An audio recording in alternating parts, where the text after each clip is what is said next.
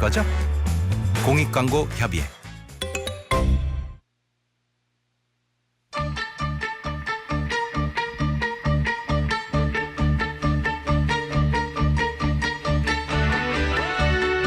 전경윤의 뉴스 이노베이션. 여러분 안녕하십니까? 6월 11일 화요일 BBS 불교방송의 정경윤의 뉴스 이노베이션입니다. 오늘도 많은 다양한 뉴스들이 쏟아졌습니다. 뉴스의 홍수 속에 살고 있다고도 할 수 있는데요. 많은 뉴스들을 잘 정리해서 취할 것은 취하는 노력이 필요해 보입니다. 뉴스 이노베이션이 전해드리는 소식도 잘 챙겨보셨으면 좋겠습니다. 오늘도 뉴스 브리핑, 그리고 불교와 정치권 간의 가교 역할을 하는 불자 국회의원들을 소개하는 시리즈 순서 마련되어 있고요. 경기 침체의 그림자가 드리워진 서울 황학동 중앙시장을 직접 찾아가서 생생한 현장의 목소리를 들어보도록 하겠습니다. 불교에 대한 이해를 높이는 코너 견지동 45 45시간도 준비되어 있습니다. 뉴스 브리핑부터 시작하는 뉴스 이노베이션 출발합니다.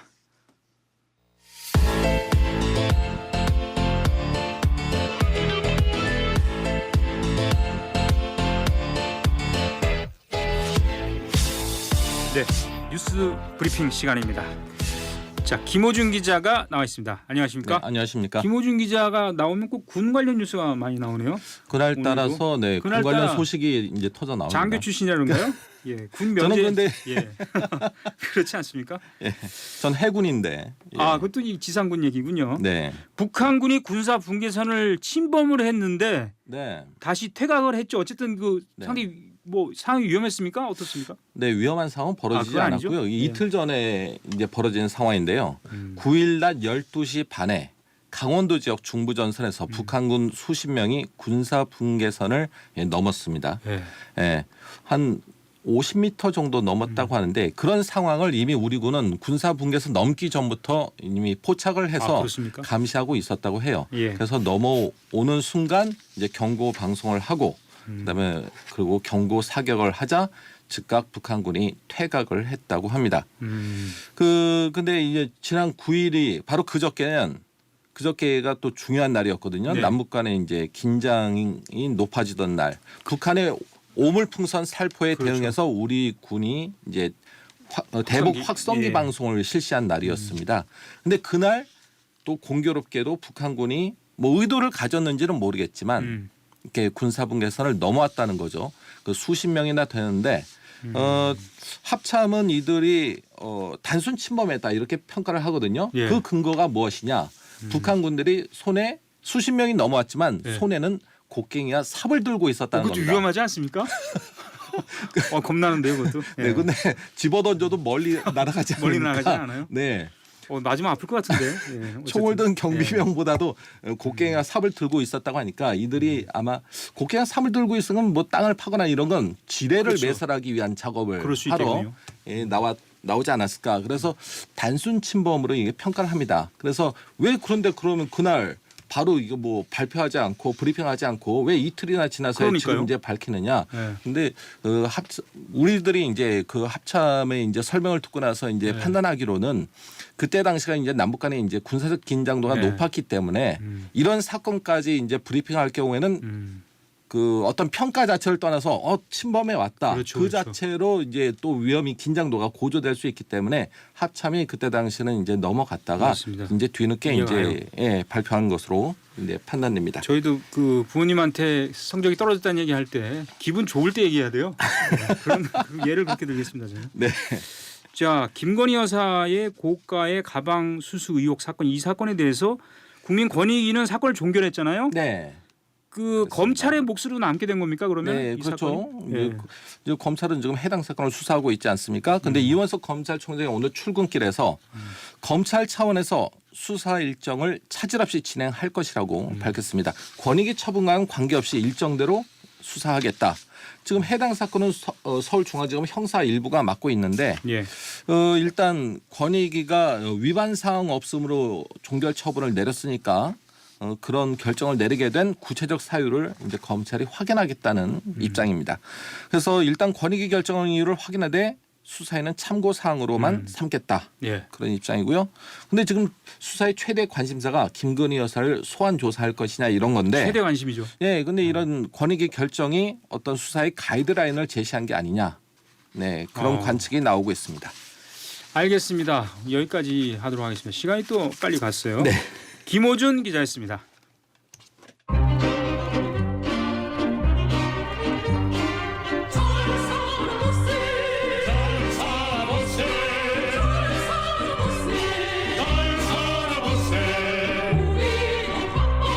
예, 뉴스 이노베이션. 자, 오늘 순서는 정치와 놀자 순서인데요. 기획 시리즈입니다. 불교와 정치권의 과교 역할을 하는 불자위원 시리즈 네. 이델순 기자와 함께 하는데 오늘이 첫 번째 순서 맞죠? 네, 맞습니다. 예, 지금 제가 이제 질문해야 되는데 네.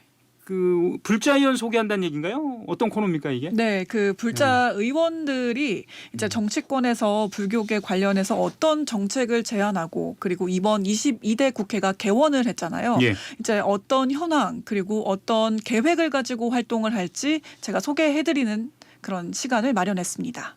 예, 그렇군요. 지금까지 얘기한 거가 첫 번째 질문이고요. 네. 자, 개원을 했는데 말이죠. 네, 네. 상당히 지금 복잡합니다. 네. 법안 발의 계획이 이제 저마다 있을 거 아닙니까, 의원들이. 네, 네. 그러니까 지금 벌써 뭘 발의하고 있는 의원도 있던데요. 계획들이 다 있는 거죠. 네, 그렇죠. 네. 다들 이제 어떤 생각을 가지고 국회의원에 출마를 한 거잖아요. 예. 그러니까 이런 법안을 만들어야겠다 이런 생각들이 있을 수 있으니까 그런 시간을 한번 가져보는 게 어떨지 해가지고 제가 이런 코너를 좀 마련했습니다. 예, 흥미를 끌만한 다양한 얘기를 준비하려고 그러는데 네. 첫 번째로 고른 분이 네. 글쎄요, 첫 번째 고르면 특별한 이유가 있을 것 같은데 어떤 분입니까? 그 이제 오늘은 지난 국회 정각회 수석간사이자 민주당 전통문화불교특위위원장을 맡았던 김영배 의원을 취재했습니다. 김 의원에게 직접 불교와 인연에 대해 물어보고 이번 22대 국회에서 활동 목표에 대해서 깊게 알아볼 수 있는 시간이었다고 생각합니다. 김영배 의원. 네. 저랑 나이가 비슷한 분인데 네. 불교와도 인연이 꽤 있지 않을까요? 네. 정각회니까? 네, 네. 그렇죠? 그렇다고 하는데 혹시 김영배 의원이 고향이 부산인 거 아셨나요? 예, 저는 이제 성북동인 줄 알았는데 네. 부산이죠. 네. 부산. 또 어머니가 독실한 불자라고 하시고 그리고 이제 부산 범어사가 재단으로 있는 금정중학교를 졸업했다고 하는데 예. 당시 학급 반장이어서 삼귀나 반야심경 봉송할 때마다 직접 목탁을 쳤던 기억이 있다고 합니다. 그래서 자연스럽게 불교와 인연을 맺게 됐다고 하네요. 그렇군요. 그렇다면 그 김영배 의원의 말을 한번 들어볼까요? 네. 뭐라고 얘기했는지? 네. 예. 어릴 때부터 제가 반장을 하면서 삼귀나 반야심경을 이제 봉송을 할 때 제가 목탁도 이렇게 치면서 우리 반에서 늘 암송을 하던 그런 기억이 있고요.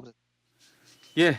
이대순 기자, 김영배 의원은 제가 알기로는 이제 구청장 오래 했기 때문에 지방행정자치 이런 게 전문가인데 네.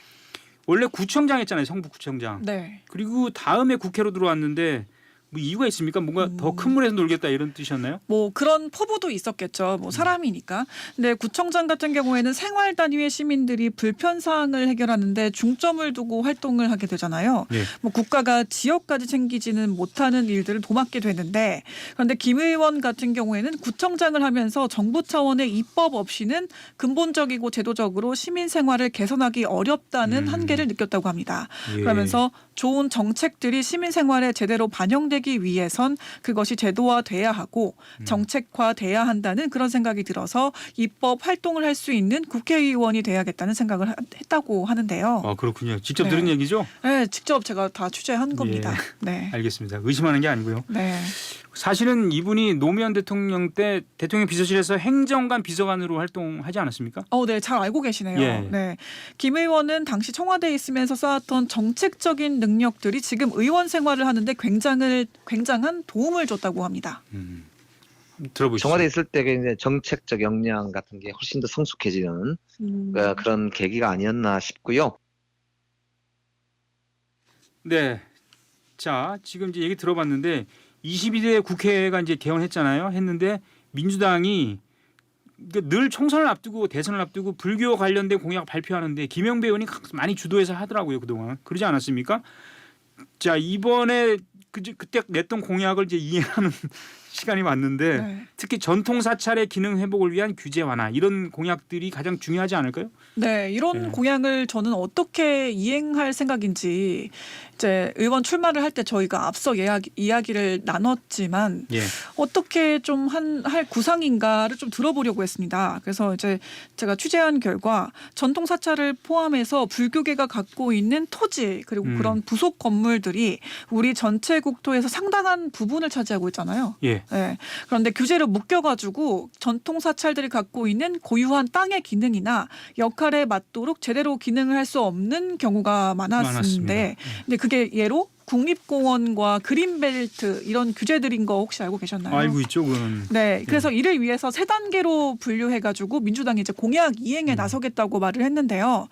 먼저 전수조사를 통해서 사찰 부지에 대한 현황을 데이터베이스화하고요. 그 다음엔 자연유산 이런 개념을 새롭게 적용해서 그런 유산들에 대한 체계적인 관리 계획을 세우고 마지막으로 부당하거나 과다하게 책정된 종부세를 비롯한 각종 세금이나 규제 체계를 완화할 수 있도록 노력할 계획이라고 합니다.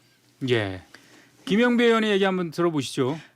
들어보지 않고요. 네. 바로 넘어가겠습니다. 네. 이분이 얘기 안 했나 보죠, 여기에 대해서? 요거 관련해서 말씀을 네. 드렸는데 제가 너무 길어질까 봐 조금 편집을 했습니다. 그렇습니까? 네. 어쨌든 그 불교 문화유산 지원 사업 강화라든지 사찰림의 공익적 가치, 사찰림이 상당히 중요합니다. 지금 이제 사찰림이 단순한 수행 공간이나 휴식 공간이 아니라 정말 여기서 뭔가 지구를 살릴 수 있는 치톤피드가 나온다 그러거든요. 네. 자, 이런 관련된 또 제도 개선 방안 이런 게 지금 준비되고 있나요? 네, 그 나머지 두 네. 가지 이제 공약을 한 것 중에 하나가 지금 질문 주신 내용들입니다. 불교문화유산 지원 사업 강화 그리고 사찰림의 공익적 가치 보전을 위한 제도 개선 이행하겠다 요거였는데 불교문화유산 지원 사업을 보다 확대하기 위해서는 불교유산을 단순히 문화재라도 그런 재물로 바라보기보다는 넓게 봐야 한다고 했습니다. 그러면서 전통 사찰의 자부담 체계를 대폭 완화하는 쪽으로 지원 체계를 강화한다는 구상인데 네. 사찰림의 공익적 가치 보전을 위해서는 21대 이수진 의원이 대표 발의한 것을 재정비해서 22대 국회 법안이 통과될 수 있도록 노력하겠다는 포부를 밝혔습니다. 예. 이수진 의원은 그 판사 출신이 아니고 네. 간호사 출신 이수진 의원입니다. 네. 물론 아시겠습니다만. 네. 21대 국회에서 김영배 의원이 전통문화 불교 특위위원장이었는데 그때 이제 사실은 불교계와 갈등이 좀 있어가지고 정청래 의원 사건이 있었잖아요. 네, 그렇죠. 공익 김선달 사건이라는데 네. 자세한 건 뭐 또 찾아보면 다 나옵니다만. 네. 그래서 그래도 이 김영배 의원이 상당히 노력을 했어요. 굉장히 스트레스 받으면서도 그렇죠. 성과를 좀 낸 거죠 그때. 네, 네. 이제 가장 큰 성과로 꼽은 것 중에 하나가 전통 사찰 토지 내에서 지목 현실화법을 통과시킨 것을 가장 큰 성과로 꼽았는데 현재 전국의 전통 사찰 같은 경우는 일제강점기 때 잘못 설정된 지목이 지금까지 이어지면서 예. 상당수 사찰 내 종교 시설물들이 불법 건축물로 분류되는 등 법적으로나 실질적 불이익을 받고 있었는데요. 네. 지목이 논 그리고 밭으로 분류되면 해당 초지에 건축물을 세울 수가 없다고 해요. 그래서 이제 이거를 종교 용지로 변경해야만 건축할 수 있었습니다. 근데 이번에 개정안 통과로 인해서 무허가 미등기 종교 시설이 있는 토지 지목을 현실화할 수 있게 되면서 사찰 운영에 있어서 안정성을 제고할 수 있게 됐다고 합니다. 이야기 네. 한번 들어보시죠. 앞으로도 종단과는 정기적으로 민주당 전통문화 특위가 이렇게 계속 정책 협의도 하고 그리고 신행 생활도 저희들이 아주 이렇게 제대로 잘 하기 위한 그런 이제 노력을 할 거고. 네, 오늘 그 김영배 의원을 만나본 얘기 들어봤습니다. 정치부의 이델순 기자였습니다. 수고했습니다. 네, 감사합니다.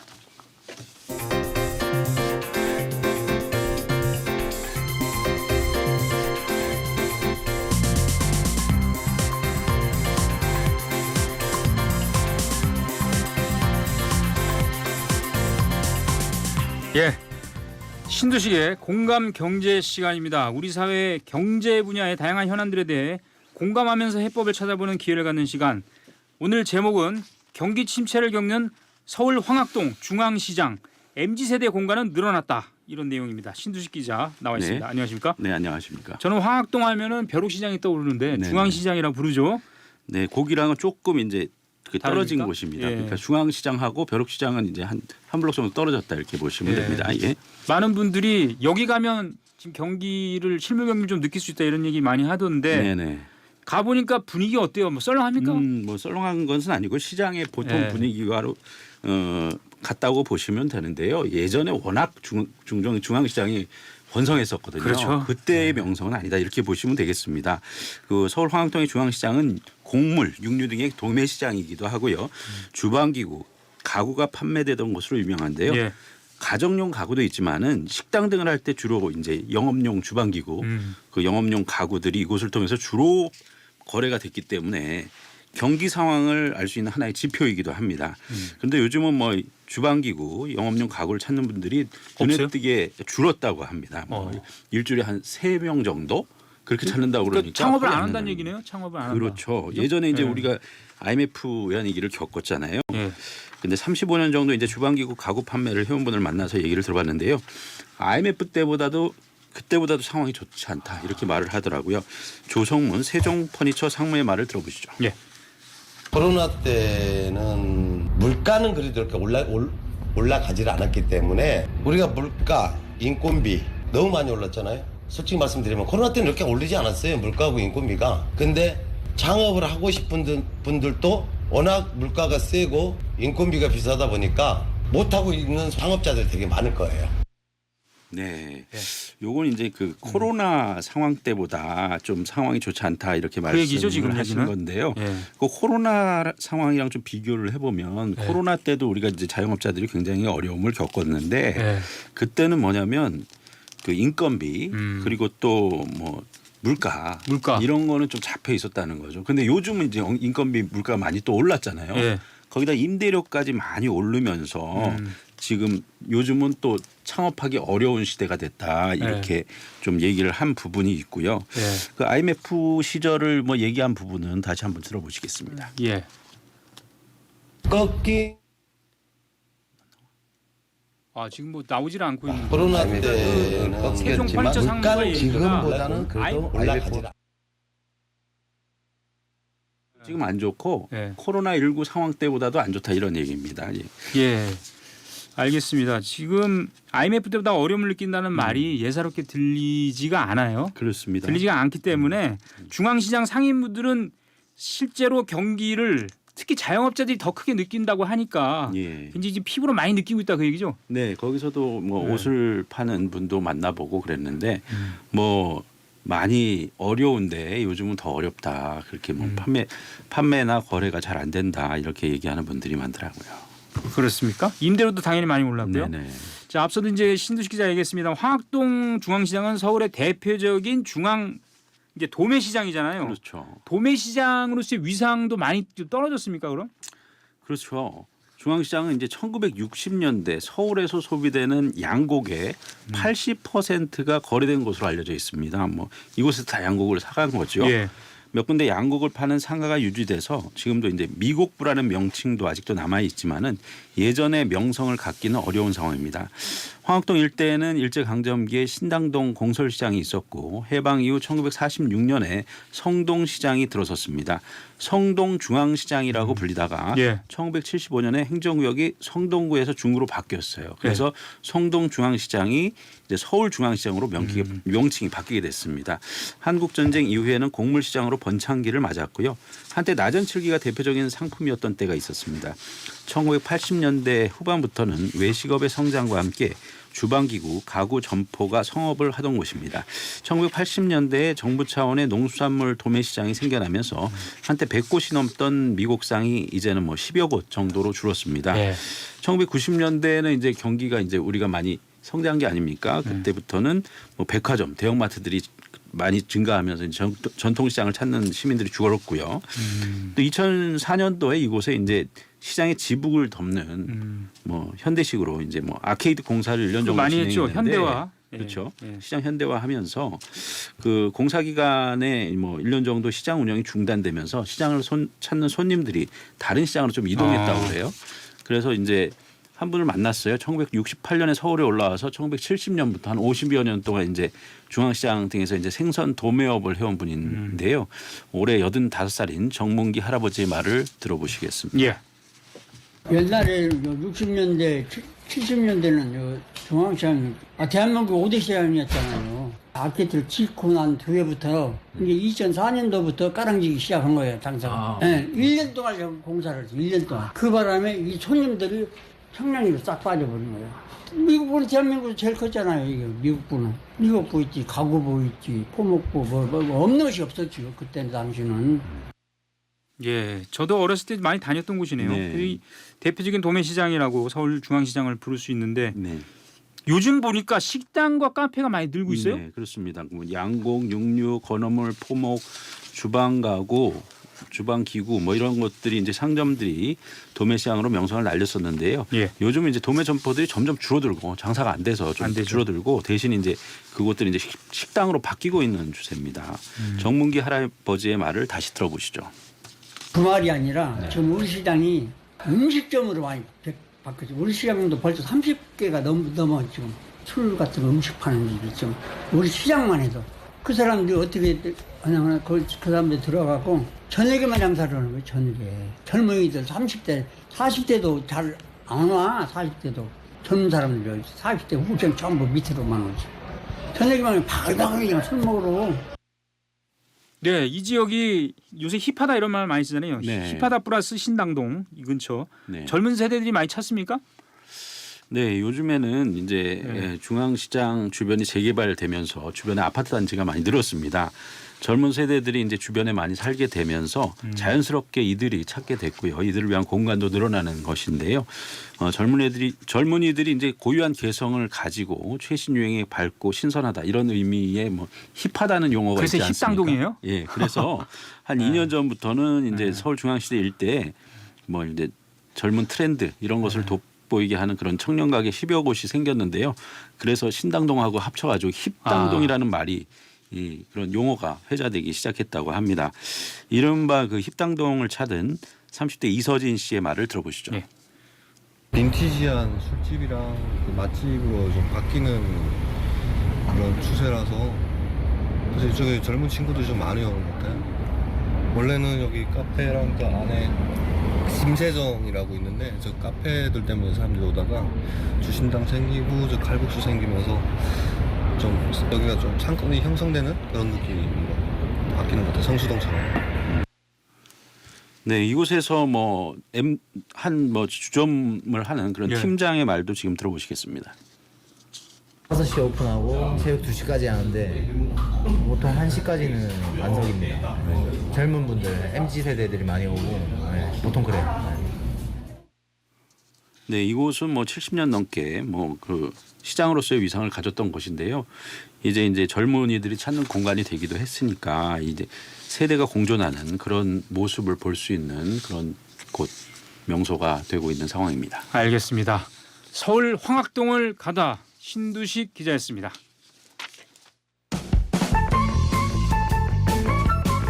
라디오 뉴스를 양방향 영상 토크로 정경윤의 뉴스 이노베이션. 이 시간 진행의 정경윤 기획보도대응팀장입니다. 예. 자, 마지막 순서입니다. 견지동 예. 45번지 예, 45시간입니다. 예. 홍진호 기자 나와 있습니다. 안녕하십니까? 예, 안녕하십니까. 오늘 주제가 선과 젠, 예. 한국 조계종 특별한 이유는 뭔 뜻입니까 도대체? 좀 설명해 주세요.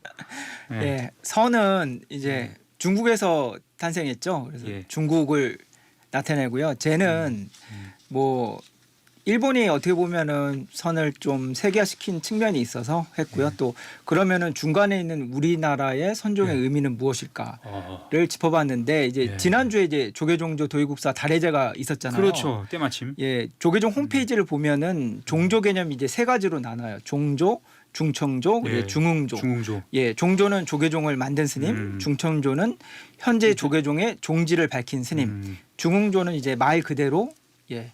종단을 중흥시킨 스님. 그래서 이 세 가지를 좀 풀어서 설명해 드리고 싶어서 주제를 이렇게 잡았습니다. 예. 조계종의 뿌리와 역사에 대해서 좀 설명을 하실 것 같은데 예. 자, 중국의 선종에서 유래했다 이렇게들 많이 이해를 해요. 조계종을. 그래서 중국 그렇죠. 선종의 초조가 달마대사잖아요. 예. 그래서 도의국사 비교해서 우리가 좀 알아야 될 것 같은데요. 예, 아니 종단 홈페이지에도 이 부분이 뭐 나와 있고요. 그러니까 달마대사가 원래 이제 인도의 왕자였다가 예. 중국으로 건너가서 소림사에서 9년 동안 이제 면벽 수련을 하잖아요. 그리고서 이제 이조인 해가 스님한테 이제 법을 전하면서 선종이 이제 탄생이 됐습니다. 근데 이제 우리나라를 보면은 이제 예. 통일 신라 시대 때 도의국사가 예, 중국으로 건너가서 예. 그때 이제 육조 해능대사의 조계산 보림사 등을 참배하고요. 예. 중국에서 이제 깨달음을 얻고 인가를 받아서 이제 다시 귀국을 합니다. 그래서 그 선맥이 이어지다가 뭐 많이 취재하셨잖아요. 이제 구산선문. 예. 구산선문. 예, 구산선문 최초의 구산선문으로 해서 이제 조계종이 시작하게 됐습니다. 예. 그래서 육조해능대사가 머물렀던 조계산을 많이 우리가 순례를 많이 갑니다. 그 뿌리를 찾기 위해서. 예, 그래서 그렇죠. 그 조계산에서 이름을 따서 조계종이 됐고 예. 도의국사가 중국 선종 그 중에서도 해능대사의 남종선을 이어받았다고 하잖아요. 예, 그렇죠. 그 우리나라 조계종의 어떤 특징, 중국의 예. 선종을 이어받았는데 특징이 또 있습니까? 예, 특징 있죠. 우선 이제 중국 남종선이 어떻게 됐냐. 이제 달마 대사가 이제 초조로 해서 선종의 문을 열고 뭐 2조 뭐 해가담비로 유명한 해가 스님, 그다음에 3조 뭐 승찬 스님 도신 이제 5조 홍인 대사에 이르러서 그래도 꽤 중국 선종이 좀 확대가 됐죠. 됐고. 근데 이제 중국 북쪽에서만 확대가 됐는데 근데 이제 선종이 만개한 것은 이제 육조 해능대사가 머물렀던 조계산에서 이제 조계종이 따왔는데 해능대사가 그 전에 그 조사 스님들하고 틀렸던 게 문자나 경전에 의하지 않고도 자기의 마음을 바로 깨치면은 깨달음을 단번에 얻을 수 있다. 이게 남종선, 뭐 도노선이라고 예, 하는데요. 그렇죠. 이 선을 이어받은 게 우리나라죠. 조계종. 예. 남종선, 조사선을 예. 이어받아서 예. 했기 때문에 예, 그렇죠. 이제 그때 이제 5조 홍인 문화에 예. 신수 스님이라고 되게 빼어난 스님이 예. 교학에도 밝은 빼어난 스님이 있었고 예. 사실상 신수 스님이 후계자로 내정됐는데 예. 근데 이제 해능대사가 나타나면서 예. 예, 그 자리가 위협되고 결국 5조 홍인대사의 법이 6조 해능대사한테 이어지게 됐죠. 근데 예. 뭐 너무 잘 아는 건데 이제 그 5조 홍인대사 당시에 예. 신수대사 해능대사가 이제 법거량을 벌였는데 예. 이제 신수 스님의 입장은 이제 깨달음을 얻었으면은 잘 닦아야 된다. 예, 도노 점수의 도노 입장이었고 점수. 해능대사는 딱 이게 한번 깨달음을 얻었으면은 더 이상 닦을 거는 없다. 단번에 깨우치면 된다. 예, 도노선을 이제 주창을 했죠. 근데 이게 우리나라의 그 어떻게 보면 제가 지난번에 이제 송광사 방장 스님이 입적하고 나서 잠깐 언급했었는데 송광사 이제 보조국사 진울 스님을 어떻게 보면은 우리나라의 6조 해능대사와 비교해도 무방할 것 같다라고 예. 이제 얘기를 했었잖아요. 예.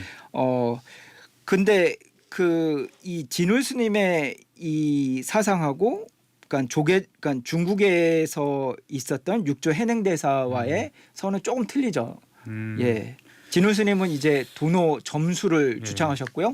해능대사는 뭐 도노 어떻게 보면 도노 돈수를 주창하셨죠. 성철 스님 때 또 언제 한번 예. 그게 이제 돈점 논쟁이 또. 예. 그래서 그때 성철 스님이 그 도노 돈수를 얘기하면서 여러 불교학자들과 반발했던 이유가 어떻게 보면 보조국사 진울 스님의 전통으로 우리나라는 도노 점수.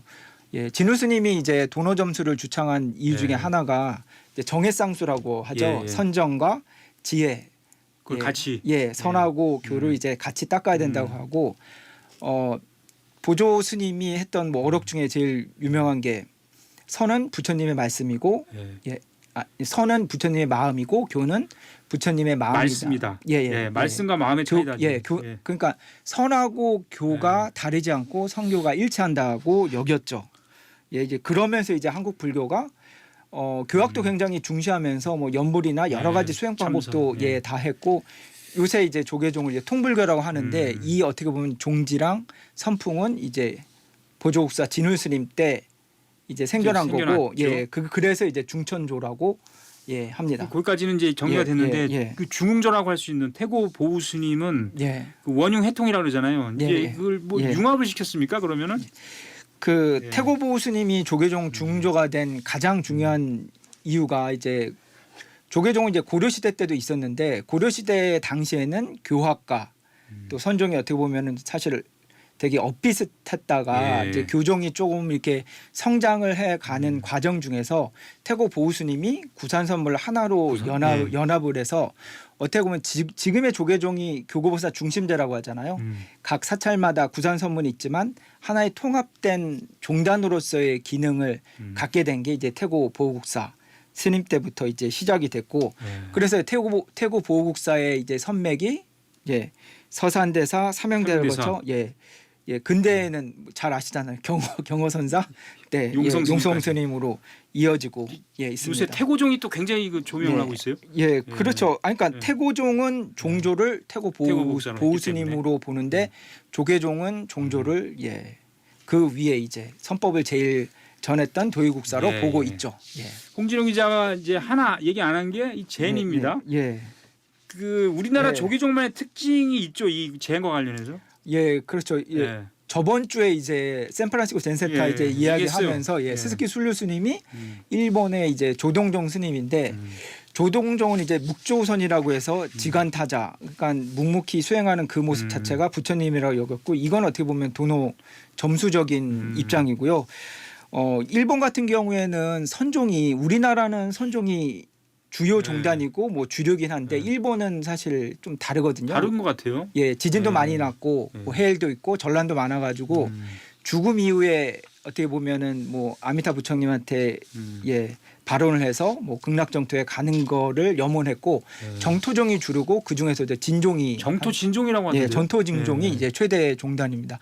중국 같은 경우도 뭐 문화 혁명 이후에는 사실상 수행 체계가 많이 끊어진 측면이 있고 이제 그런 점에 비춰서 봤을 때는 어떻게 보면 지금 우리나라의 조계종 선종이 대표적인 종단으로서 어떻게 동북아시아의 선맥을 그대로 이었다고 봐도 제가 봐서는 무방합니다. 일본이 약간 밀교적인 성격이 강하지 않습니까? 밀교가 밀교. 진원종 밀교도 강하고 천태동도 좀 강하고. 그 신료엔도 그렇게 느껴지더라고요. 맞습니다.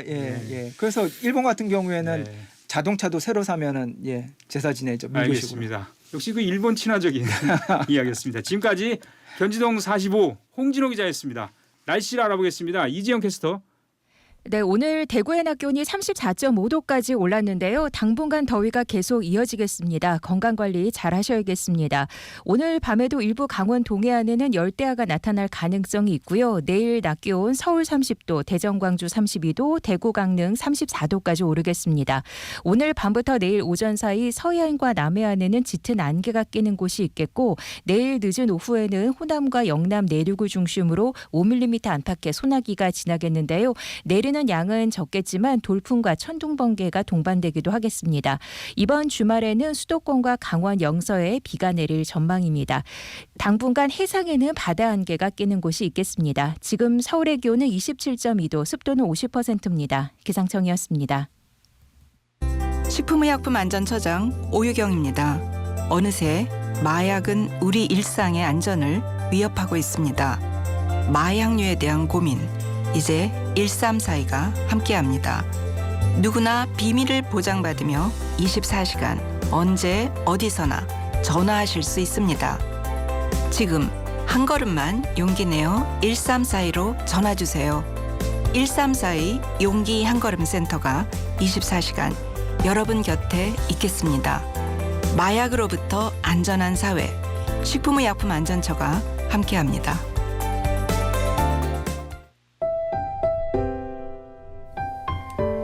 기후환경 위기극복 불자행동 마음청정 지구청정 캠페인. 부처님께서는 모든 생명이 존귀하다 하셨습니다. 고통받는 지구를 구하는 세 번째 실천 살림. 모든 생명을 살리고 보호하는 이 시대 방생을 실천하겠습니다. 사찰을 중심으로 나무를 심고 숲을 가꾸며 풍요로운 자연을 만들겠습니다. 우리 땅 지역 농산물을 애용하며 우리의 농업을 지키겠습니다. 무분별한 개발보다 생태계 보존에 앞장서겠습니다. 우리가 살리면 우리를 살린다. 이 캠페인은 한국불교종단협의회가 함께합니다.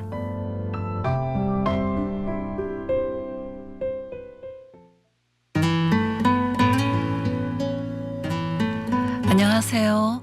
대한불교조계종 승려복지회입니다. 승보 공양은 무량한 복전이며 스님들을 모시는 불자들의 진정한 자비 실천으로 스님들의 수행과 전법 활동에 큰 도움을 드릴 수 있습니다. 승보 공양 동참은 한 통화에 5,000원 후원으로 ARS 060-700-1077 060-700-1077번이나 대한불교 조계종 승려복지회 서울전화 2011-1600번 2011-1600번으로 문의하시기 바랍니다. 스님들께 공양 올리는 우리 불교의 오랜 전통 승보 공양, 불자님들의 많은 동참 바랍니다.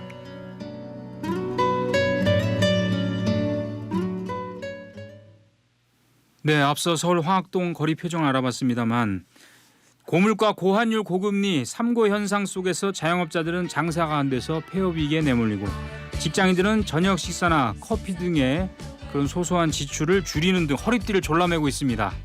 하루 3끼도 버거워서 하루 2끼로 버티는 이들도 많이 늘고 있습니다. 삶의 소소한 그런 재미들이 갈수록 사라져가는 느낌이 듭니다. 착잡합니다. 그래도 힘을 내야겠습니다. 뉴스 이노베이션 오늘 순서 여기서 마치겠습니다. 내일 다시 옵니다. 여러분 고맙습니다.